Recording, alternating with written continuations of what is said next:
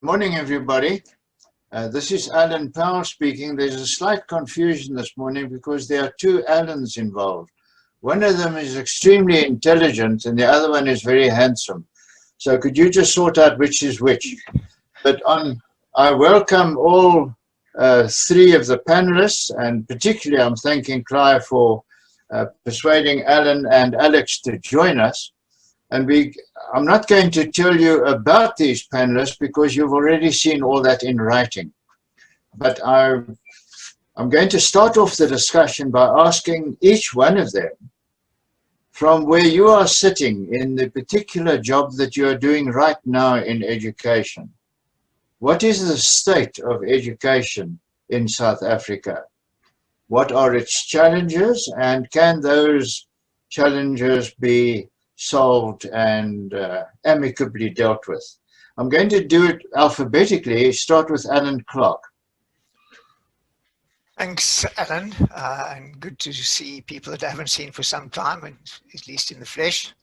I do see Clive from time to time walking in Cairnbourne Park. Yes, interesting. Perhaps I should start with what I spent this last weekend doing.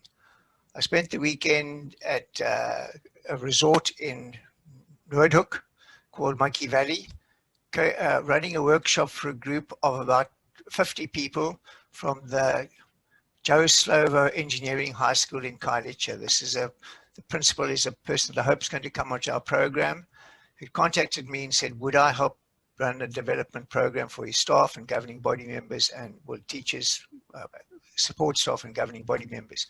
The school's not performing very well. A pass rate in matric of less than 60%. And this is a new principal, so I started there in January this year and had to deal with COVID-19 and a new school at the same time. So it's quite a challenging situation.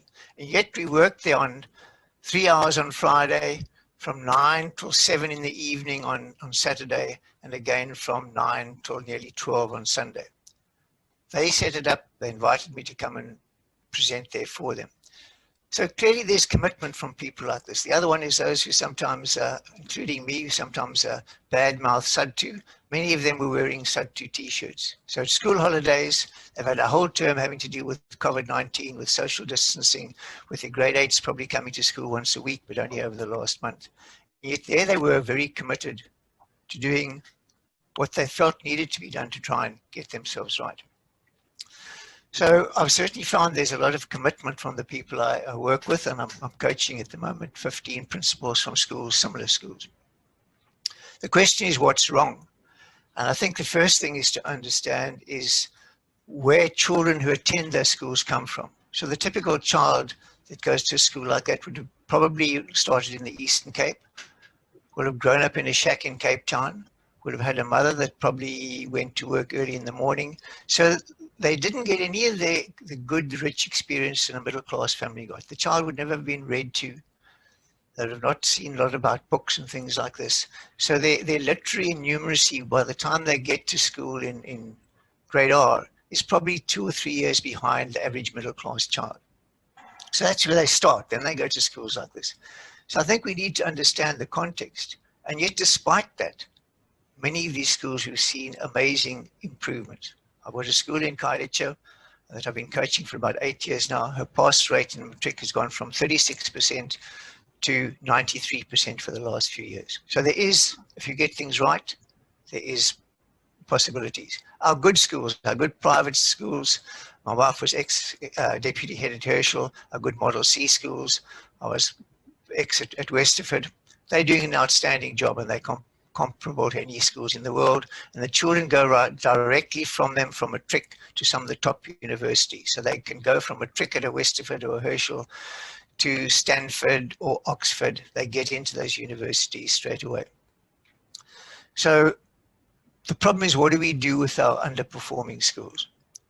And the answer is to make sure that the teachers and the heads are given the right skills. And if you get that right, big improvements come about, and we've seen it with the work. So it is possible, but the bureaucracy sometimes works against it. They've got a thing called pace setters that they use. Tell me if I'm running out of time, which treat the curriculum like pizzas being delivered. So they say, you must deliver the curriculum at this time. So there's a thing called a pace setter. So today you must give your children this. Tomorrow you must give them this. So you give them a pizza. Whether the children eat it or not, we don't care. They don't care. Give them the pizza. So this poor child arrives in grade R or grade 1, gets given stuff that they aren't ready for yet. We've got to deal with all the backlog that they've got in terms of literacy development, in terms of numeracy development, before they can start the work that they should be doing in grade 1. So a lot more flexibility about what's taught and how it's taught, but particularly proper training about what teaching looks like in the classroom. So the principals need to know what good teaching looks like, and the teachers need to know what good teaching looks like. And the departmental officials need to know, because in the end, good education happens in a classroom. I'm afraid the research, and I read a lot about research because as you well may know, I've written some books, but I'm also reading about the whole time. Research on what technology does is not very good. It's quite good at doing revision, but at basic teaching, getting the information, the understanding into children, technology is not good at that. I think that's about me at this stage. Alan, have I used up my time? No, you've done very well. You've placed yourself beautifully. I'm going to ask Alex to pick up from her point of view, without, Alex, if you can, without repeating anything that Alan has said, because I'm sure all of us who've been involved in education agree 100% with the picture that Alan has given us. So Alex, let's hear from you. Super, thank you very much. Morning, everyone. I think, Alan, you were lucky to get in first, because I think you've taken all my notes now. But just to let everyone know, from my background is really, I obviously started as a teacher and went into the education department in a number of different roles. And my focus really on curriculum, but from an outside point of view. Obviously, I'm not at the department anymore. I do consulting and teacher training and leadership and management training from the outside, but with a focus on curriculum and assessment. So I think if we look at, and just touching on really what Alan said, and I can only echo all his points there. I think one of the issues that we're lacking, and it's not just a South African issue, it's worldwide, is the adaptability in education. And the problem is, for some people, adaptability and flexibility is a positive, but for others, it's a negative. So you know, in terms of the department and the bureaucracy, adaptability is not something they can measure, because and therefore they can't manage it either. In terms of, there's no clear-cut guideline. So they tend to stick to this very rigid process and curriculum that they want in the classrooms and in the schools. So I've made four, if I say, four key things that I think we need to be focusing on in education. Those of you who've been in education for many years will probably recognize them. Probably when you started teaching were exactly the same things. Nothing. I was saying to someone about COVID the other day. They said, "Oh, has COVID turned South African schools around?" And I said, "Well, it hasn't. It hasn't. It's really just shown all the cracks that we've always had. It's highlighted where we need to improve." So I think the first thing to mention is obviously the quality of teaching, and this has always been an issue: the adaptability in the classroom and the ability for teachers to teach in a diverse way. You know, more and more kids that are coming through our classrooms, these millennials, think differently. They want different things in the classroom, and the teachers need to be more adaptable. And what we're finding is a lot of the training is focused on that. But when the teachers get, and they come back from training and they're all excited, and they get into the classroom and the system doesn't allow them to be adaptable. So that's one of the things that we need to look at. And I think that's brought a lot of lack of motivation. Teachers are feeling very down at the moment. They're not feeling that they're getting the support from the system, getting support from parents. One of my, sit on a governing body where I'm in a fairly affluent school, ex-Model C school, but the lack of parental interest is evident at the moment. Parents, and it's for a number of reasons. Parents are busy. They've really, they just want their kids to go to school and get things done.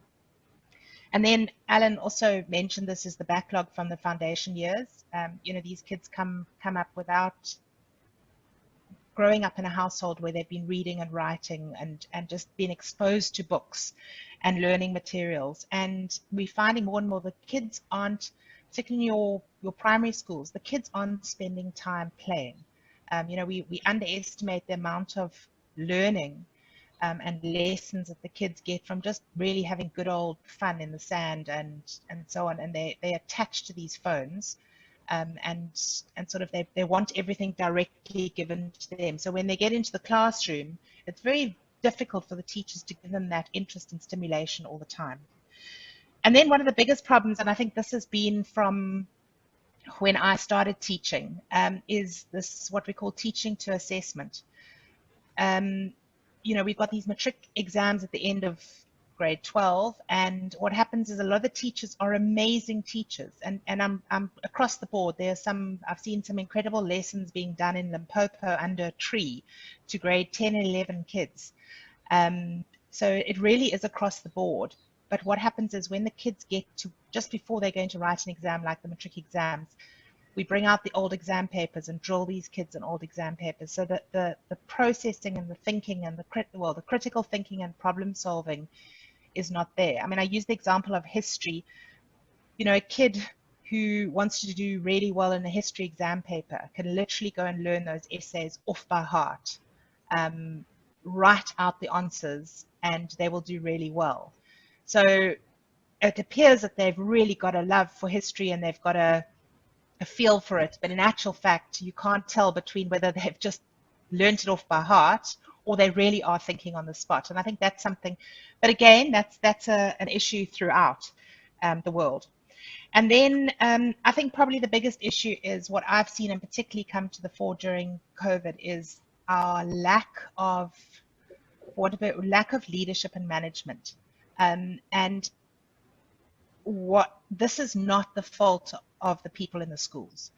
If you think of a teacher, the majority of teachers that are principals, and I use this loosely because there are many exceptions, they've been teachers their entire lives. They've climbed up the ranks and have now been given an organization with often 80 to 100 people that they have to manage, and they have never been exposed to proper leadership and management courses.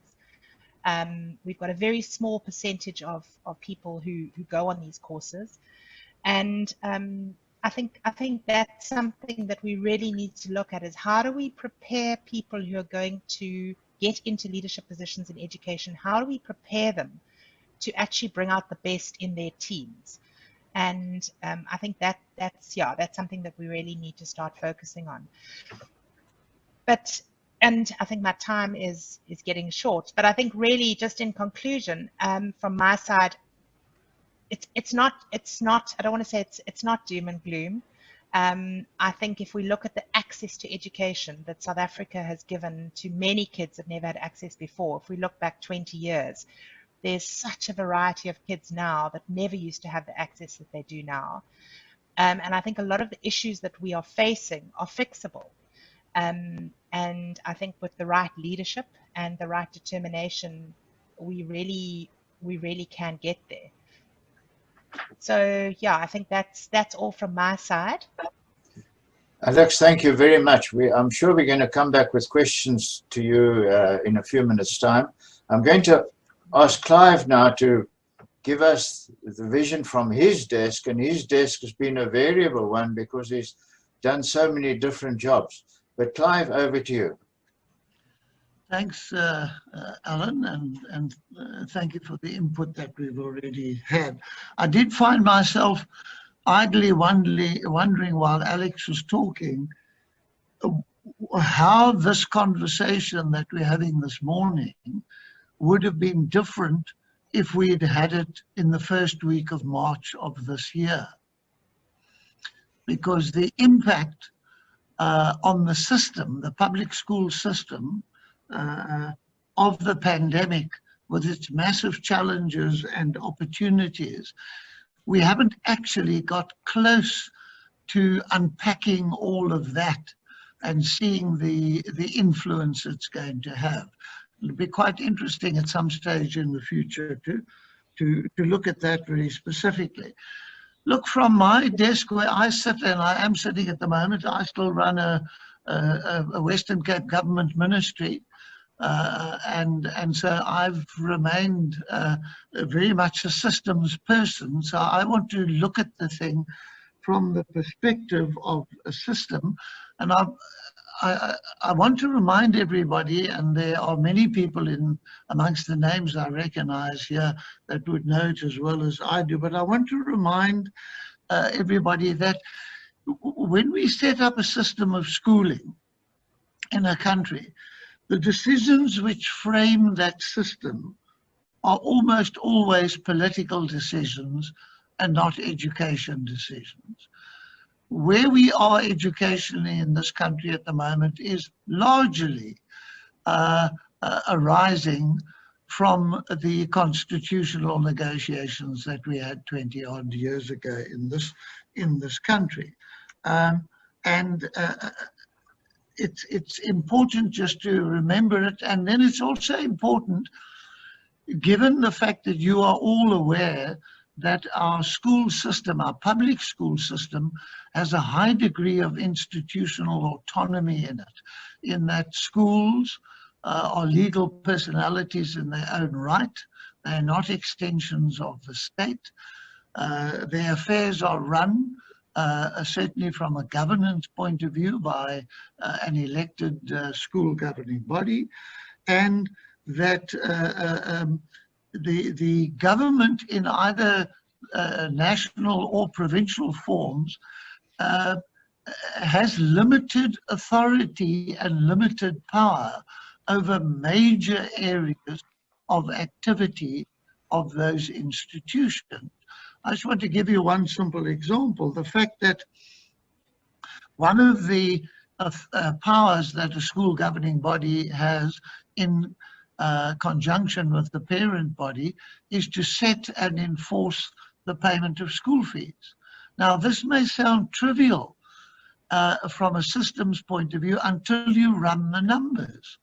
If you run the numbers in South Africa at the moment, you will know that in the form of compulsory enforceable school fees, in excess of 20 billion rand a year flows through the public school system. Obviously, that money flows much more through the upper part of the school market than the rest of the school market. But because that money flows, it does enable the state to redistribute resources accordingly. So I just want to remind us about that.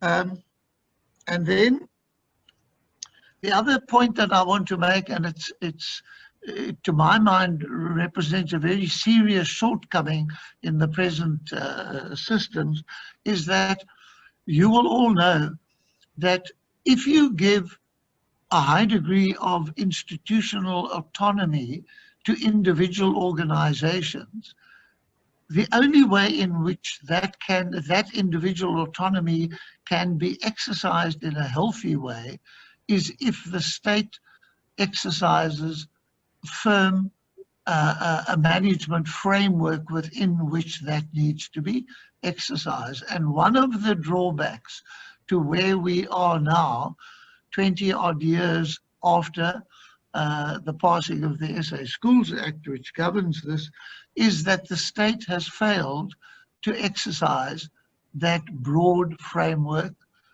control, and has allowed in many ways the system to get out of control completely. So it's quite important that we just remember that. And then the other very important thing, of course, is that the context has changed so much over the last 25 years. The context in South Africa for which the system was originally developed and thought out in many ways no longer exists, right? The importance of education and the cost of accessing good education, these things have become very apparent to people.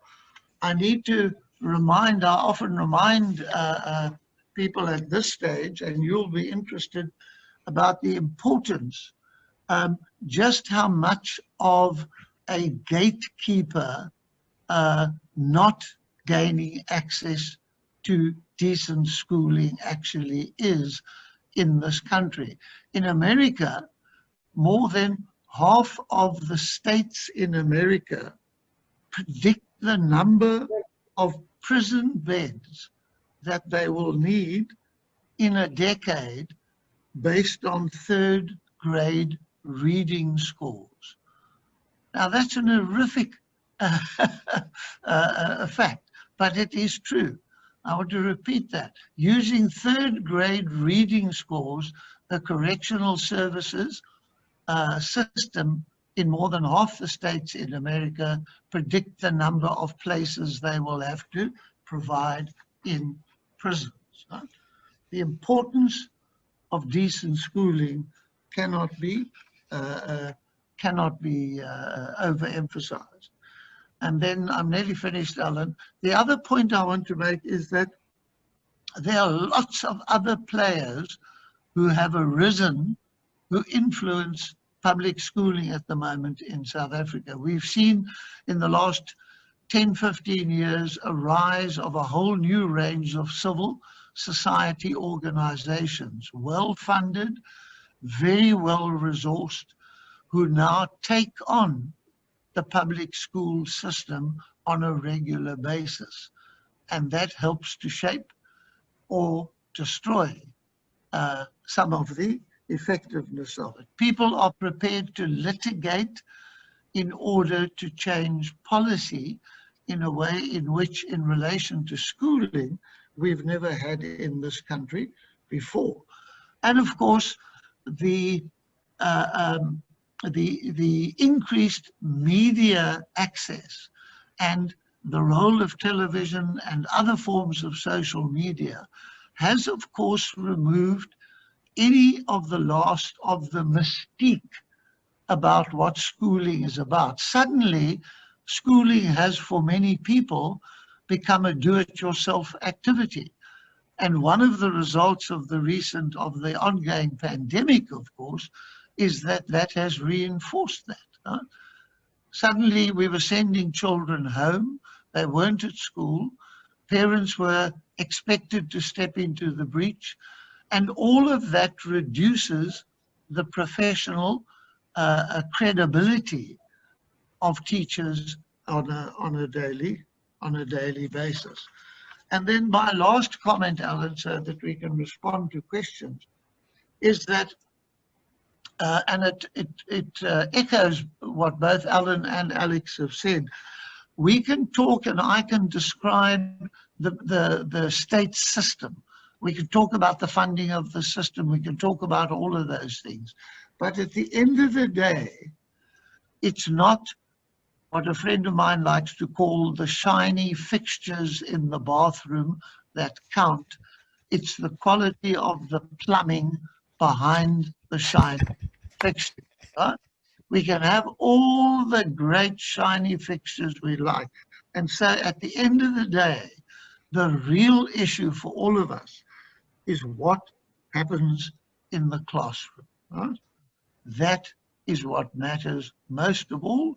And at the moment, from where I'm sitting, I have grave reservations about what is happening in the classroom in too many of our schools. Thanks, Alan. Thank you, Clive. I'm going to start with a question to you, Clive, and then I'd want Alex to comment on an aspect of it, and the other Alan to maybe pick up the pieces left over.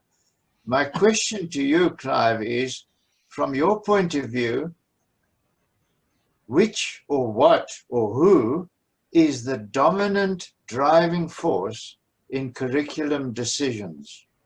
You've mentioned politicians seem to feature, from my point of view, far too prominently, but are they the teacher unions, the professional educators, the politicians, whatever is meant by market forces or society outside. I know this is a PhD thesis I'm asking you to answer in about 4 sentences flat, but give it a bash. From where you are sitting, what is the dominant driving force about curriculum decisions? Well, I mean, I can answer it legally in a very simple way and say, of course, the person responsible for the national curriculum is the national minister. I mean, that is, in terms of the National Education Policy Act, that is very much her authority. But I think the bigger enemy is woolly thinking. That indefinable thing. There is no clarity in South Africa at the moment about what is the intention of the curriculum. There's far too much loose linking of the curriculum to a thing like economic development, okay? If we can only teach the right things in our schools, miraculously, that's going to change economic development in this country. I mean, there's no proven links in these things at all. The bottom line is, I think we are expecting far too much of our school system, far too much in correcting so many things that are going wrong in South Africa at the moment. And we've lost sight of the basic need to teach people to read and write, to read with comprehension, to write with comprehension, to manipulate numbers, and so on and so forth. It's just become far too woolly. Thank you. Alex, you mentioned something about examinations there. The picture that the three of you have given us who are listening is that you have well-trained, idealistic places that function very well, but then all of a sudden, at the end of this 12-year process, they have to write a public exam which somehow seems to inhibit, from the picture that you gave us, inhibit some of the good teaching that may or may not have happened. Would you like to comment on the nature of the examination system? How valid is it? Does it actually produce what it is supposed to produce? Would you like to comment on that? Well, look, it's a very, obviously it's different for every subject. You know, you've got a widespread, and I think my personal opinion is we have far too many subjects in our curriculum, right from foundation phase right up to matric. We overcomplicate it, and like Clive said, you know, let's come back to the basics. So when it comes to the matric exams, look, I think it speaks for itself that the universities are all putting their own mechanisms in now to assess matriculants for entrance. That is the biggest benchmark we've got. Even we're finding we've had a lot of families in some of our fairly good schools. When I say good academic schools, where they're applying internationally to go to schools overseas because the families are immigrating for whatever reason. And whereas in the past the system was a lot easier and more straightforward. They filled in a form and they went overseas. Now all these schools are requiring entrance exams from South African schools, and it's not the case from all countries. So I think that speaks for itself. I think, yeah, it comes down to streamlining and what we teach in the classroom. You know, we are very content heavy curriculum. The amount of content, and I think, you know, the CAPS curriculum documents, those of you who are familiar with them, they have these wonderful things at the beginning, and I use history as an example because history is a research, problem-solving, critical thinking subject.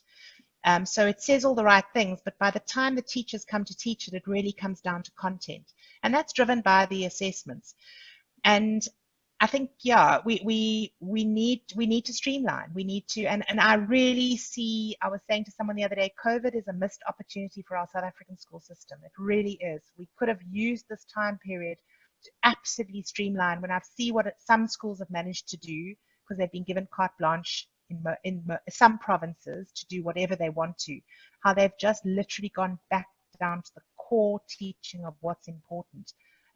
Yeah, and unfortunately, like Clive added, it's not a systemic. It doesn't come from the top. It's come from sort of where you've got core people thinking out of the box. That's where it's coming from. Thank you so much. Alan, comment from you, and I'm going to curve the ball slightly in your case and ask you, do you think that the system we have at the moment is adequate or good enough to predict future performance of the pupils? I mean, are we actually preparing them for the right vocation, the right job, the right interest, etc., etc.? Alan? I think just in terms of the measures we use, for instance, the matric exam, schooling is not, how can we prepare children for jobs that we don't know what the jobs are going to be in the future? So the future, we don't know what kind of jobs are going to be there. People say teach children to code, but in fact, machines are learning to code now. So in fact, we might be teaching people to code might be a completely waste of time.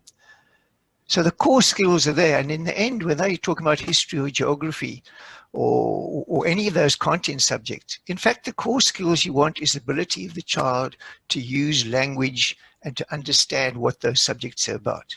So there are things in history that they need to understand about history. It's not answering content questions, but can they write, can they use some of the vocabulary that is part of history? Can they use some of the vocabulary that's part of geography? And during lockdown, because I haven't been visiting schools as much, I did a lot of reading around those issues. And sorry, that noise, there's somebody ringing our doorbell, but my wife will go there. What we need to do, and what I've been saying to the principals, is in fact, the core skills that are important. So don't worry about what the curriculum advisor, circuit manager, because in fact they can't, and coming back to Clive's point, the principal decides what's taught in the school. These other people can say what they want to, and they've got to do what's in the curriculum. But in the end, the principal and the head of education, that's the line management system. So they, principals accountable, work at the skill. So when you're teaching history, teach the writing and reading skills of history. When you're teaching geography, teach the reading and writing. When you're teaching all the subjects involving mathematics, they need to do the basics of mathematics. But I'd like to come back a bit to the story about teachers, because we've all been saying what happens in the classroom. Good teaching is what it's about. But I'd like to go back to the principals. The first principal I started coaching was the principal of a young man who's principal of Fazeka High School in Gugulethu.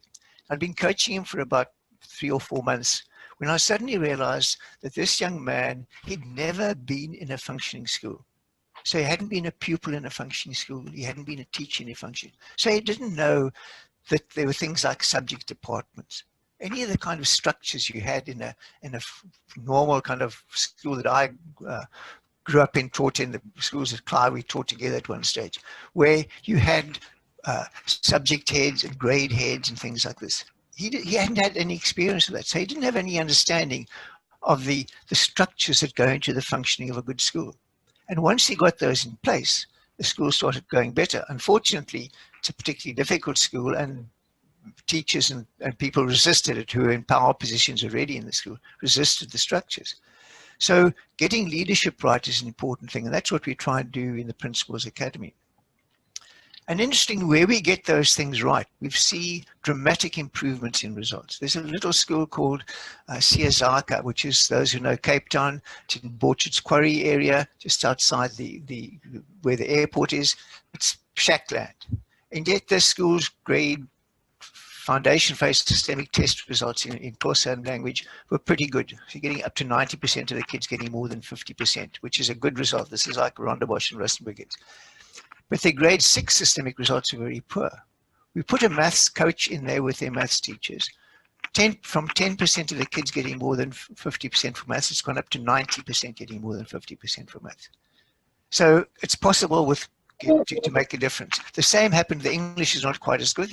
Remember these children learning maths through English medium now in grade 6. And the English results have got up to 60% of the kids are getting more than 50% for English, which is their second language. And they come from shacks. A good principal, she's joining our program. So it is possible, but it's about doing the right things and getting the focus in the right places. And unfortunately, the system is often against that. What COVID-19 has, I think, helped is to try and I work to say to the principals, just work with the skills. The content you can teach later, but I mustn't be trying to teach a child how to write English and read English and read with understanding in grade 11 or 12, because they can't understand what's in the question paper. I don't know if I answered or responded to what you asked for. If I missed Yes, something. thank you. Well, as with usual such education questions, you opened up more questions, more questions. So it seems to be a good time, Gert, if I could ask you to take over any questions that people in the audience might have. I can't control it from this side. So Gert, could you ask the people if there are any questions? So far, the listeners would have noticed that we have tended to focus virtually entirely on the schooling system up to secondary, at the end of the secondary stage. We haven't touched on tertiary or any other forms of education. But for all that, are there any questions that people would like to ask based on what you've heard this morning? Gert, could you please control this? Thank you, I shall. Anybody that wants to lead off?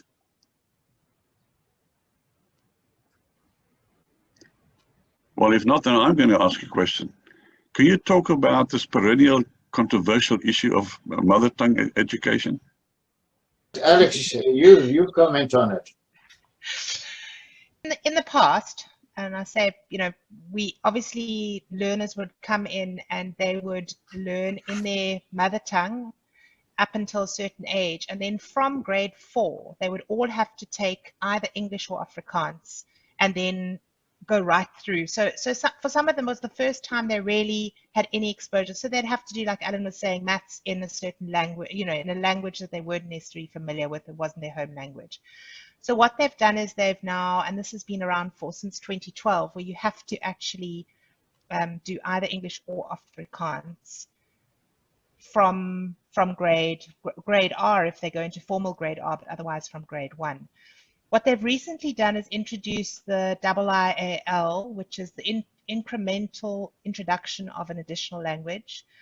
And this is really to expose learners to yet another language. So they won't just do their home language and first additional language, which would be traditionally your English or Afrikaans as your home language, and then another language. You do a third language, which is really on a very low entry base, and it's really just to expose learners to another language. I don't know if that sort of answers your question. Alan, I don't know if you've got anything to add there. Yes, it's interesting. Certainly, most of the children in this country are learning from grade 3 through a second language.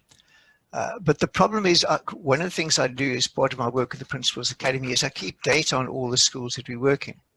So I've got the systemic results from all the schools, if they started when we started in 2013 from 2012. And what's interesting is in their home language, how poor the children are. So if you go along, I'm working with a group of schools in Paarl, primary schools in Paarl. Many of their parents are seasonal workers or work on farms. And so their Afrikaans, grade 3 Afrikaans results, so their skills in their own language are very, very poor. And this research shows that the average child from a poor background has a vocabulary of around 200 words, while a professional child from a professional home has around 3,000 words. And in fact, the children, the Afrikaans-speaking children, whose home language is Afrikaans, their language levels are worse than Xhosa speakers are from in Xhosa background. And we would, in my view, kind of my upbringing, I would have thought the children coming from the Eastern Cape and stuff, that their home language would be worse. But in fact, there's a big problem with Afrikaans. What's also interesting, if we've tracked some data of children going to dual medium, if I go in the old things, colored terms, dual medium schools where some of the children choose to do English, and some of the English stream, in other words, they're taught through English medium, and other ones in high schools through Afrikaans medium. And in those schools where all of the children probably speak Afrikaans at home, those children who go through, who learn through English medium, their results in their other academic subjects are better than the children who's chosen Afrikaans stream. And my theory about it is it's got to do with the parents' ambition for their children. So that the parents that feel that although we speak Afrikaans at home, it would be better for my child to have English. And those parents are usually slightly better educated, might be slightly wealthier, and their children perform better than the other stream. So if you go to a school in a place like Belhar, one of those Cape Town flat suburbs, there, and we've picked it up, I'm doing some work with an organization called SAILI, we picked it up, virtually every school which is dual medium, the English medium stream did better academically in their maths and their history and things than Afrikaans medium. And I think that tells us about the teaching there. Yeah, could I just come in here? Because of course, this flies in the face of international research, which indicates that mother tongue education is preferable. But we have got political problems as well, and the sophistication or the development of our indigenous languages, of course, is almost non-existent. So we have a huge problem where, because of political and cultural ambitions, mother tongue education actually is being neglected because it's easier simply to opt for English. We use the excuse of it being the international language, and in fact, we are doing a disservice to the other languages in our country. And I don't know how we can solve that, because it is a huge, uniquely South African problem that we are struggling with as far as mother tongue education goes. Could I comment on that? What worries me about the discussion so far is we seem to be ignoring, again, what researchers tell us about brain development. And if I've understood that research correctly, it is that children assimilate more languages at a younger age, up to the age of 9, than we give them credit for. So if they're only making choices about which languages to choose when they are 11 or 12 or 13 years old, we've actually missed that opportunity of, I don't know what to call it, flexible brain development. Would anybody like to comment on that? Alan, I want to go back to what Letitia said also. The problem is what's happened before they get to school. So the children arriving at school from the poor families, whatever language they're in, is very, very poor, because their language is not developing properly. If we really wanted to fix something in education, we'd start far more pre-primary schools. So there's children, because these children, if they're in townships, they go to creches, the creches are just places where they eat and sleep. They do nothing else there. So we want to get, the problem is their own mother tongue is not being developed in the ages from birth to 5. And that's when your language, whether it's English, Afrikaans, Xhosa, whatever it might be, we need to get more, help the parents. So when the mother goes, because she's pregnant, goes to the clinic, we must start telling her to read to a child. And I've got a lovely example about this. I was talking to the secretary at one of the schools in Khayelitsha, and she'd gone off, she'd been on leave, came back. I said, "Oh, yeah, I see you on leave." She said, "Yes, I've just had my first child." So I said to her, "Oh, I hope you reading to your child. What are you doing?" She says, "No, I just put my child in front of the television set." Now, here's a person that's reasonably educated, working at a school. So I said, "No, you've got to get your child to read." So she's now reading to a child. I told that story about the language of this workshop over the weekend. And one of the governing body people, who is a parent of the school, but also not, he's got a reasonable qualification, he said to me, "Thank you for that. When I go home now, I'm going to read to my child every day." Because reading to your child, the research I think from Pearl shows, reading to your child the first 5 years, by the time they get to grade 11, they're 2 years ahead of the children that don't get read to. So there's a simple thing. And it's preschool we need to fix it. So let's get those things right, rather than fussing about some of the other stuff. Alan, I must reprimand you. You have not visited Hermanus, and you've not seen the early childhood development programs run by the Enlightened Education Trust, because those are creches that don't simply feed people and tell them to go to sleep. So when you have a chance to visit Hermanus, come and see what is happening in our ECD places. Well, we've got a coach down there. Clive Barham has coached some of the schools in that area because he's got a house at Pringle Bay. So he does that. I hear better about some of your schools. I know about your ECD, so I'm aware of it. I'll come and visit you. Thank you. Sorry, over to you. Clive, do you want to comment on the subject? Well, my comment is quite simple. Sorry, I had to leave the meeting there for a minute, but my comment is very simple, and it's again because I'm a systems person. I'll find the cause. I'll locate the cause in the system, and that, of course, was this pernicious decision that was taken at the last minute when we finalized the constitution of this country, and that was to include colleges in the definition of tertiary education, which ultimately led to the decisions to incorporate colleges of education into institutions of higher education, and we no longer produce properly trained primary school teachers. And I see Alan and Alex nodding or clapping their hands. Right? If you want to run a very simple test for yourself, go into any primary school, spend some time with the first 3 grades teachers, and simply ask them a straightforward question. How do you, as a teacher, set about teaching your learners, your pupils, to read and write, and see what reaction you get, okay? And that remains fundamental, over and above what Alan has talked about the need for more pre-primary classes.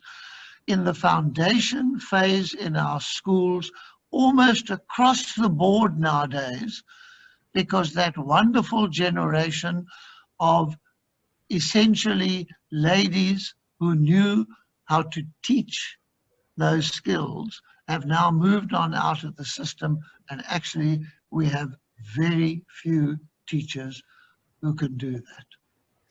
Yes, essentially, I mean, I agree 100% with what Clive said about that. And it also took, a lot of these colleges were in rural areas, and the teachers who trained there stayed in the area and worked with those schools. And now they come to the cities and they don't want to go back to rural areas. So we've taken a whole group of teachers away from areas they were needed. But I want to talk about another thing, and this is one of the systemic things. I like Clive, I also am a great systemic thinker, or like to think about systems. So 2 or 3, well, let me come back. I was looking for some way to assess how our teachers in the foundation phase were doing. What are the results from our school's perspective? Because we want to see what they're going on. So I was trying to find out, how do you assess grade 1s and 2s and 3s, whether they're learning what they should be learning?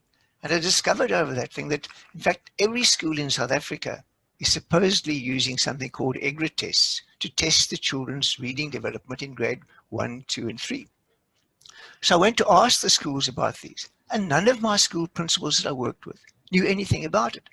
So the department had introduced this test, which meant to test the children 3 times a year in each of those grades, which has been heavily funded by US aid, but they never told the principals about it. The principals had no idea this test was being done. The schools that were doing it in very odd ways in many cases, so the results were a bit questionable. For example, they had to read a piece of text and answer questions. Many of them could answer the questions, but the results from reading the text shows they couldn't read the text. The teachers were just asking the questions verbally. So here's a useful tool that tells us what's going on. But the principals of the school didn't know about it. All they did was sign a bit of paper that went to a circular.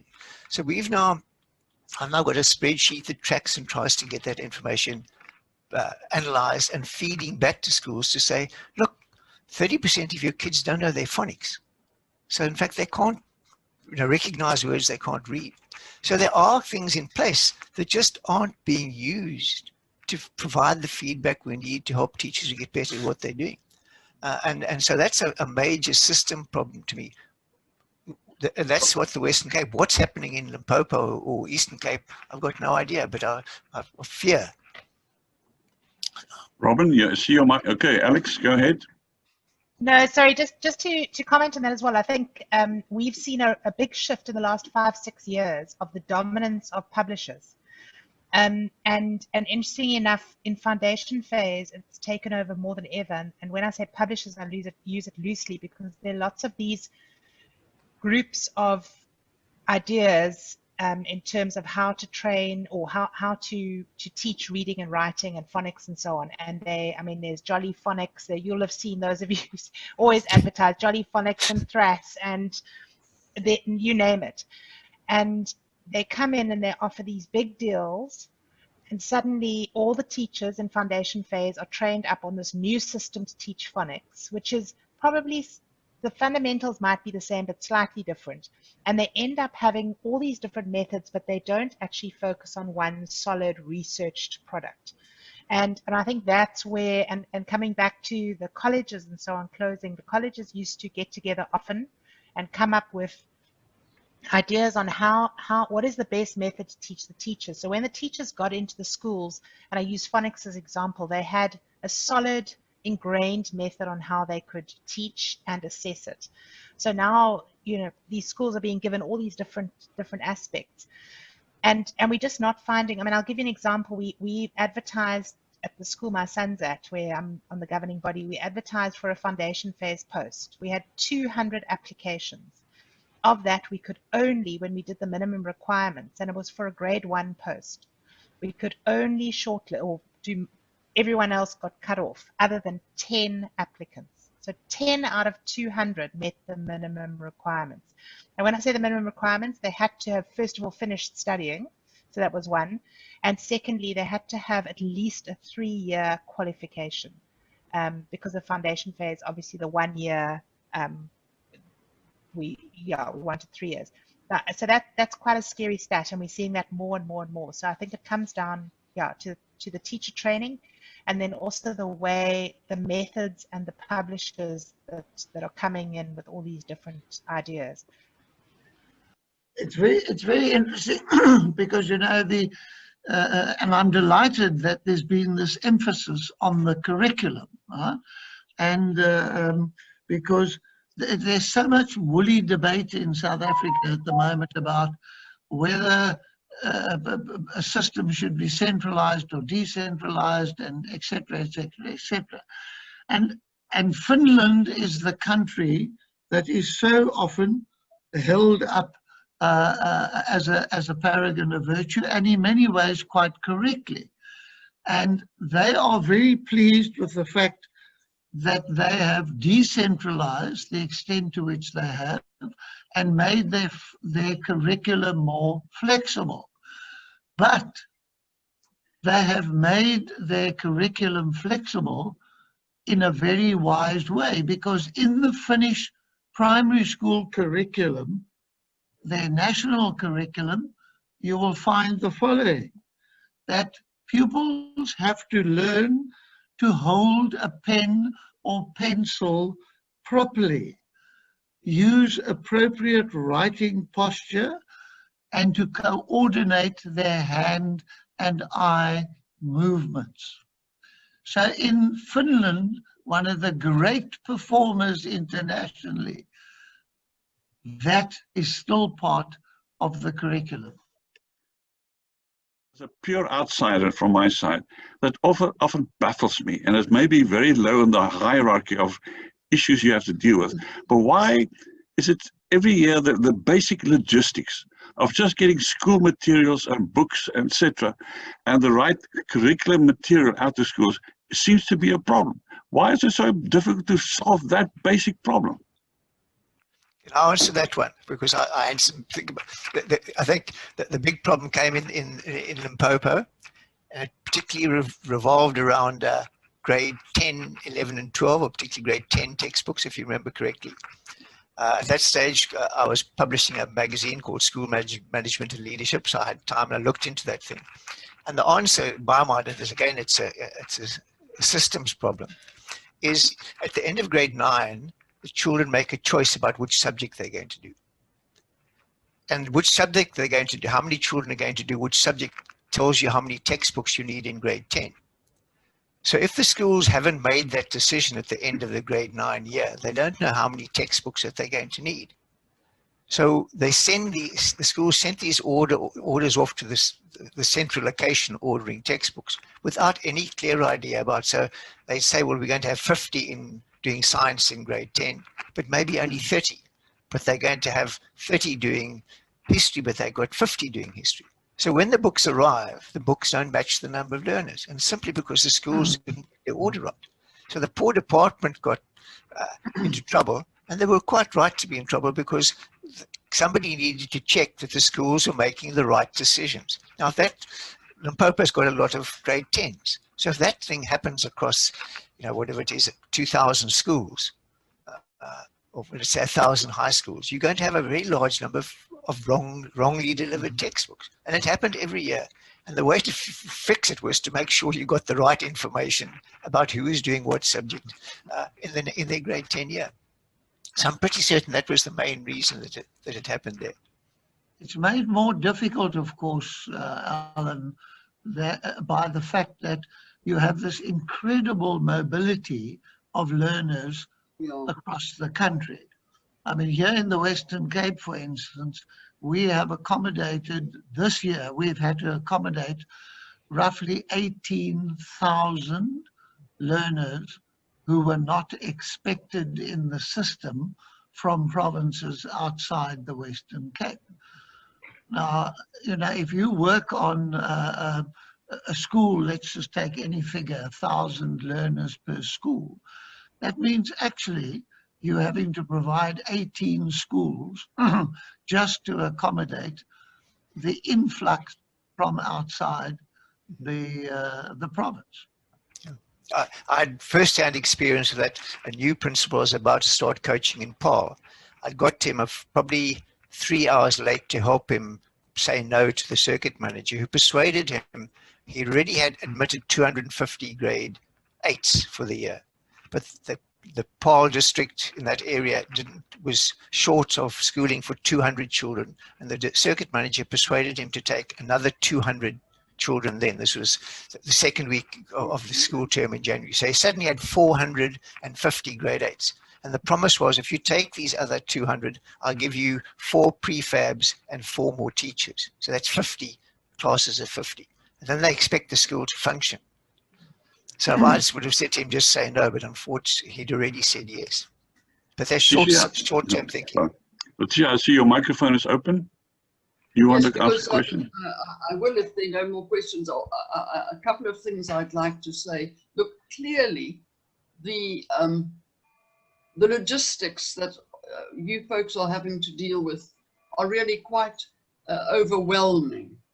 In the dark ages, when both Allens and Clive and I were school principals, we never had problems requisitioning for stationery and textbooks, but we live in a different world, and I think the logistics are quite overwhelming. And so thank you to those who are involved in the system at the moment and are helping to make things better and make things efficient and make things work. I was quite cheered by one thing that Alan Clark said about what you should teach. I know that schools have got a moral responsibility to make sure that their children are equipped for the exams and equipped for whatever they need to do after school. And Clive is quite right to concentrate on structures. But in terms of what should be taught, I begin to think that what I used to have as a dictum is still valid. I used to say, in education, all these other things are important and are our moral responsibility, but in the final analysis, we are not there to teach the child how to make a living, but how to live. And that was my dictum, and I think it's still important that that should be what ultimately educators aim to do. I want to add to Letitia's thing that certainly in all my life as a teacher, I used to talk not about the 3 R's, but the 5 R's. And my 5 R's were reading, writing, arithmetic, right, and wrong. Yep. Alan, do you want to take your panelists, give them each a chance just to make a final comment? We all understand the problem we are dealing with. It is a vast and complex and complicated business, and any comment we make is going to produce another 25 questions and another this and another that.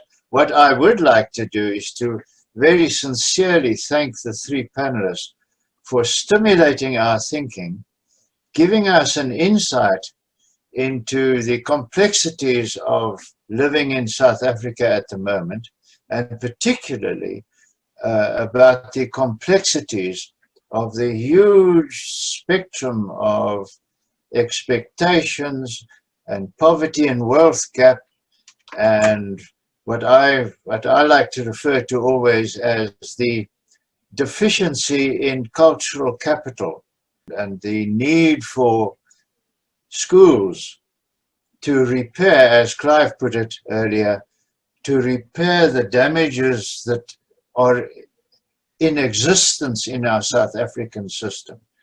So thank you for the 3 of you. It was a very stimulating exercise. Lovely to listen to you. Back to you, Gert. Thanks very much. Go ahead, Alan Clark. Yeah, I don't want people to go away thinking all doom and gloom. And to say that, the work I've been doing, I've now been coaching principals for more than 10 years. And we see, first of all, there are schools working in dire circumstances. I take Dal Yosafat in Paarl, which has got children that are attending, who come from farms where there's fetal alcohol syndrome and stuff, and yet it's making remarkable strides in what's happening at the school. The results are improving. We track that stuff.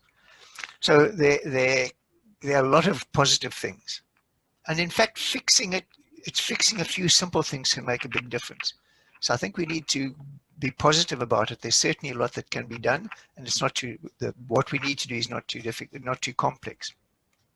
The second thing is how I've seen business, if it's got its thinking the right way, business coming along. So if I go to Paarl, one of the schools that I'm working with there in an area called Chicago, because it's a bit like Chicago, it's really gangland area.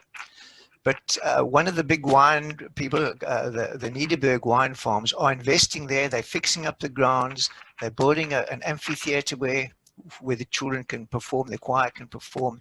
They're starting food gardens and really helping train the people that are there. They're employing local people from that local community to work to build up that system. The principals who's there is working hard, he's really committed to the school. And yes, it's a problem school, but there's a coming together of business and the community, and beginning to understand that fixing schools helps everybody. It helps the country, but we just need to make sure that they invest their money in the right places. And as Alex has referred to, we've got to be careful that people aren't trying to sell a product, and that they're actually looking to people who've got a bit of expertise.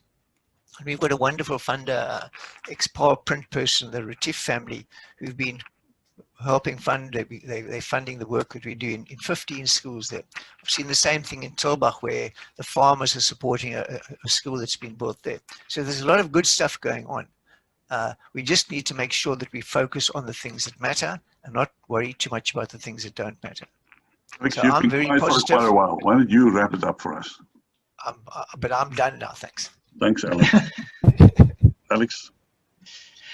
Yeah, I think just without, I don't want to offend anyone on the screen, but a lot of you are from the older generation, and I really don't mean to offend anyone. I'm not that young anymore, but I think what concerns me is the lack of skills, or the generation that's now exiting education. And I think we need to be honest in saying that 25 years ago, when a lot of sort of 70, 80-year-olds were principals, there were also big issues. And somehow you all came together and found solutions. And although the challenges are different, they're still challenges. And I think where we're seeing older sort of experienced people getting involved, whether it's business, whether it's past principals, whether it's making the greatest impact, because it just gives younger principals and younger staff just to see that you can overcome these challenges. So I'd just like to encourage you all, if you know people or who can get involved, it really, we do see that having a big impact. So yeah. Well, I must say, I'm an engineer, so I know nothing about education. But I know in my career, the thing that has impressed me, particularly with our changing technological environment and all the challenges that are thrown at us, if you can speak properly, if you can use language, you can learn, you can express yourself, you can prepare yourself for the future. And to me, language skills are the fundamental things that we need to teach people to be able to face the future. That's me. Thank you very, very much. Ellen, I want to agree with what you said. Thank you, panelists, for coming on. Thank you, Ellen, for arranging this. It's been stimulating, fascinating, and good luck to all of you for this very important work that has to be done. On my part as well, thank you. Close the meeting now. Thank you.